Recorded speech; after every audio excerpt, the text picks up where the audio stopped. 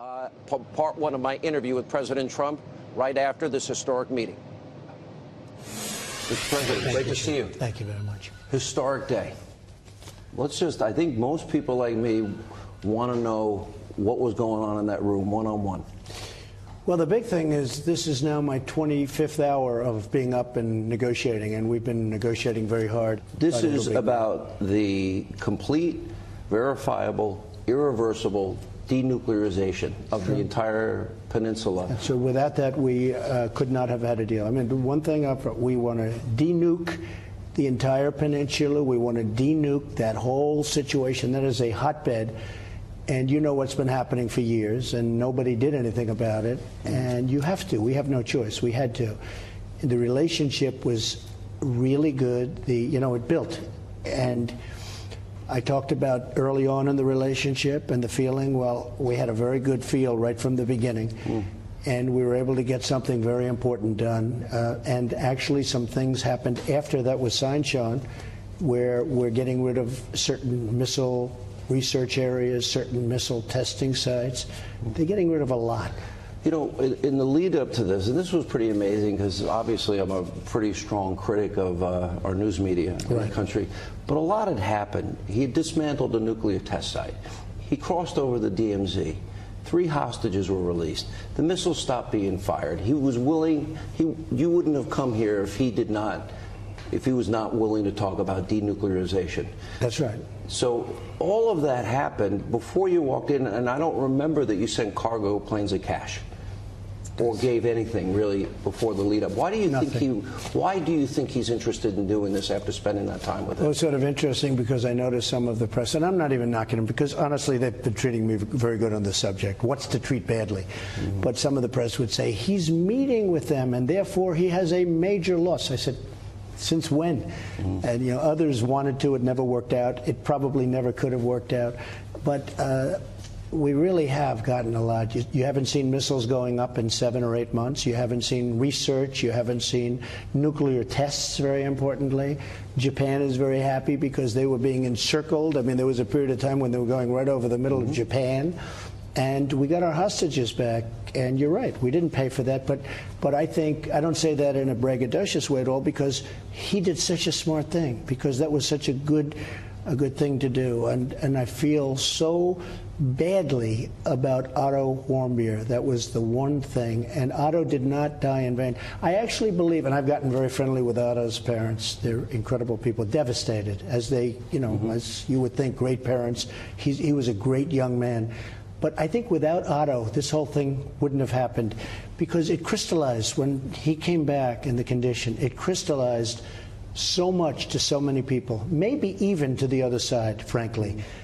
But I think that Otto truly did not die in vain. I've known you for a lot of years, and I think one trait that I could say is brutal honesty. In the room, alone, and then the subsequent talks with your team and their team. How honest, how brutal, what was said? Try and bring people into the room. So we got along very well. We got along from the beginning. We started off, he and myself and 2 interpreters, and from the beginning we got along. I've made the statement, and I've said it before. I've said it about a lot of different kinds of relationships. You can almost tell right at the beginning. Did you tell at the beginning? What was that first minute? No, I felt very good at the beginning, and I talked about we have to denuke. This country has to be denuked, and he understood that. He fully understood it. He didn't fight it. And we're doing some great things, and for his country, and South Korea is going to be involved very much in helping, and Japan is going to be involved, and President Xi of China has been, really terrific on the border. I think less so the last couple of months, unfortunately. Was that a big part? Because your meetings, when you met with the president of China, was scheduled, if I recall, for like 15 minutes. Didn't some go on for 4 hours? That's right. Well, we actually met at Mar-a-Lago. He wanted to be at Mar-a-Lago, and we had a 15-minute meeting scheduled. When he comes in, we were going to go into breakout rooms where we had many people waiting for us, and it ended up lasting 4 hours. The 15 minutes, president of China, great guy, it ended up lasting for 4 hours. We just got along, and we have gotten along. I mean, I want them to treat us better on trade. That's my only problem. They've been killing us. Didn't they make concessions on intellectual property? Well, trade? They want to do things. It's a tough thing. The doing so well. They've made so much progress against us for so many years. It's awfully tough for them to bring it back. And we'll see how that all works out. We're gonna do something. Definitely, we're gonna do something. You know, they offered us $80 billion in purchases of agricultural products, right. but it's just not enough for what we're talking about. It's $80 billion. What do you want? I never thought I'd turn down $80 billion, but we have to do something with intellectual property. We have to do something just generally on trade. Last year, we lost $500 billion with China. We can't do that anymore. Let's go to the beginning. There are a lot of people, critics, quickly saying, when you said Little Rocket Man or Fire and Fury, or, you know, when he said, oh, I've got a red button on my desk, you said, well, mine's bigger and it works better than yours. How did it evolve from that to this? Because he did say at the very beginning, we're going to basically start over, but that has been building behind the scenes. Well, I think without the rhetoric, we wouldn't have been here. I really believe that. You know, we did sanctions and all of the things that you would do, but I think without the rhetoric, you know, other administrations, I don't want to get specific on that, but they had a policy of silence. If they said something very bad and very threatening and horrible, just don't answer. That's not the answer. That's not what you have to do.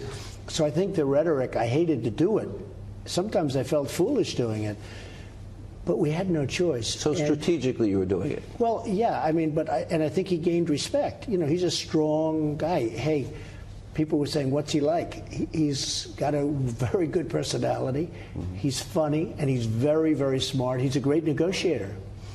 And he's a very strategic kind of a guy. One of the points that I think surprised everybody, and I think every American should be very happy about this, is the Korean War, which has gone on for so long. But more importantly, there are still American remains there, and they will be repatriated. The remains are coming back, and we got that at the end. In fact, we have some things that you don't even have in the report. We put out the report. Anything you can tell us? What we signed.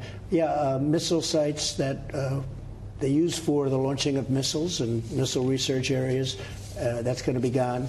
We made a lot of progress, tremendous amount of progress. One of the things that I'm very happy about, we're not going to play the war games anymore, which you know how expensive that is? We're flying these massive bombers in for practice from Guam. I said, how far is Guam? 6.5 hours, sir. I said, that's a long way for a big bomber times, 20, and lots of other planes coming in. So we're not going to be doing the war games as long as we're negotiating in good faith. So that's good for a number of reasons, in addition to which we save a tremendous amount of money. You know, those things, they cost. I hate to sound like a pure businessman, but I kept saying, what's this costing? I would look at them coming in from the sea and bombs exploding everywhere. I said, what does this cost? I don't even want to tell you, but it's a lot. So we're not going to be doing that as long as we're negotiating in good faith, which I think we will be. You managed expectations, I think, pretty well. You didn't think coming in here you were going to sign an agreement, and you said maybe it takes 2, 3, 4, 5 meetings. But you were open to going as fast or as slow as he wanted. We got along better than I would have assumed right from the beginning. We got a lot more done today than I ever thought possible. And he's going back. He's now headed back. And I think he's going back to get this done. He wants to get it done. You know, you hear the whole thing about his father and other administrations or his grandfather. The fact is that he brings that up. But they weren't dealing with me. They were dealing with different people. And what did he say with the difference? Nobody's ever come close to this. Did he talk about the difference between past administrations and yours? Yes, but I can't say that because I don't want to be the one saying it. At some point, I'm sure he'll say it. Yeah. But they never got it done. And they were never this close either. I mean, it was never to a point where they were like we are. Is there a history lesson to learn here? I think in one sense we could talk about past administrations. Reagan, evil empire, Mr. Gorbachev, tear down this wall. His own advisors wanted to take those words out of that speech. And you compare Bill Clinton gave Kim Jong-un's father $3 billion in energy subsidies. Tremendous amount of money. The mullahs in Iran, you have said the worst deal in the history of mankind. That's probably the worst deal I've ever seen. Worse than NAFTA, and I think NAFTA is pretty bad. Worse than the WTO, the World Trade Organization, which frankly built China. in addition to the money that we gave them all the time. You know, I mean, these were terrible deals, but I would say that the Iran deal was one of the worst I've ever seen. I will say, speaking of the Iran deal, since we got out of that deal, and we could do it very easily because they never had it approved by Congress. It was just President This must be Obama. approved by Congress. I want it to be approved by Congress because otherwise it really doesn't mean very much. I would think anybody would want it approved by Congress. But since we took out of that deal, so we got out of that deal, I think Iran is a much different place. I don't think they're looking so much to the Mediterranean and Syria and Yemen. They're starting to pull people out of Yemen. They're starting to pull people out of Syria. You know, it's a whole different thing. Now, I did it for nuclear. But one of the side benefits is you take a look, a serious look, and Iran is not the country that it was 3 or 4 months ago when they were much more emboldened. Well, certainly sanctions played a big part. Big part. The strike forces that you sent into the region off the coast. And I think at a certain point, honestly, I know the Iranian people. I know many people from Iran. These are great people. I really believe at some point they're going to come back and want to negotiate a deal. Did reunification come up? Did humanitarian issues come up in the meeting? Yes, it did. And one of the things I will tell you that I'm most happy about, and that, as you know, is a big sticking point, is bringing back the remains of thousands of soldiers that were killed. This came up last minute. This wasn't... This was sort of last minute, yeah. I said, would it be possible? Because I get letters all the time from families who lost a son, lost a brother, lost a father in Korea. That was a rough fight. Right. And they were buried along the roadways. They were buried as, you know, soldiers going back and forth into battle, and they were burying them along roadways. And they're saying, please, please, could you do it? I get so many letters from people who lost a loved one in North Korea, essentially, in North Korea. Right. And I would say, I'm going to try. And I brought it up, and I'll tell you what, it was almost immediate. Now, in the past, you couldn't even talk about it. But it was really a nice response. How quickly did you talk about a trip to the United States? Did you talk about... I think at the right time, he'll absolutely be coming to the White House, yeah. Look, it's been a very intense relationship. It's been short and very intense. And, of course, before that, it was pretty rhetorical. It was, not a pretty thing. People were very worried. But without that, I don't think we would have been here today. He wants to get something done. I want to get something done. I think we'll get it done. And we started off by really a very strong document. I think people are surprised to see it. They're shocked to see it. And then add some more things that we got after that was signed. And so can you give us maybe a glimpse into what you keep sort of referring a little bit to things that will be coming? I just think that we are now going to start the process of denuclearization of North Korea. And I believe that he's going back and will start it virtually immediately. And he's already indicated that. And you look at what he's done. So we got our hostages back, but they've blown up one of their sites, one of their testing sites, their primary testing site. In fact, some people say their only testing site. They're getting rid of a missile, which isn't in the document that was done afterwards. They're getting rid of a missile testing site. They're doing so much now. So it's a process, and it's really moving rapidly. Last question, because I know you have a lot to do. Obviously, he wants something on his end. Certainly, he wants the world community, wants sanctions lifted. He wants economic opportunity, and his people need it desperately. There are people starving there. So I guess the question is the order. What would he have to do to get the sanctions lifted, to get the economic opportunity opened up for the people? Well, what he wants is security, and I understand that, and he'll get that. And he wants to see if they can make that incredible location, because it's incredible. It's between China and South Korea. Think of it. I'm in the real estate business. Think of that. You have this prosperous South Korea. Trump Tower, maybe the first thing. How good a location is that? You have China, and you have South Korea, and he's got right in the middle of both of them, surrounded by water. Okay, that's called like. Can there be anything better than that? And it's also beautiful land. It's incredible land. So I think he understands that. I told him about that today, and I think he really understands it. And the Chinese he wants happy. To make it great. They're involved. The South Koreans, the Japanese. I think so. I think, look, China can't be thrilled about a very strong group of people having nuclear missiles with great capability right next to them. So I really do believe they are. They were very, very helpful. I think maybe a little bit less so in the last 2 or 3 months because we're talking about trade and other things. And, you know, nothing's going to interfere with my relationship with President Xi because I have great respect for him. He's really a great man in a true sense. He's a great man. One of the best stories you tell, and it's an interesting story historically speaking, is you were having dessert with him. That's right, at Mar-a-Lago, chocolate cake.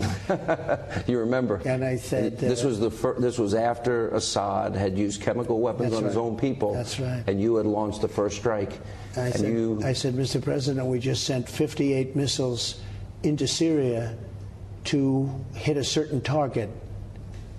And he said, please say it again, with his interpreter. I said, we just sent 58 missiles in. By the way, to show you the technology, every single one of those missiles from 700 miles away in the ocean, ships in the ocean, every one, 58 missiles, 58 hits. It's incredible technology. What we have is so incredible, so lethal. Not that we want to do it, but so lethal. But that was done because Syria, Assad, used chemical gases on children.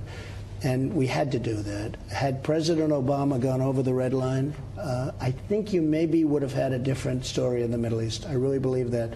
But he didn't do that. But we did. And so I told him, sitting at Mar-a-Lago at dinner, eating chocolate cake, I said either he's going to leave or we're going to still be friends. But he didn't leave. But he understood. He really understood. He doesn't want to see that. Well, I think he really did, because he knew that a lot of people and a lot of children were killed by gas. Yeah. And he fully understood. I know you have a lot to do. Mr. President, thanks for being so generous with your time. Thank you. Congratulations. Thank you very much. Thank you, sir. Appreciate it.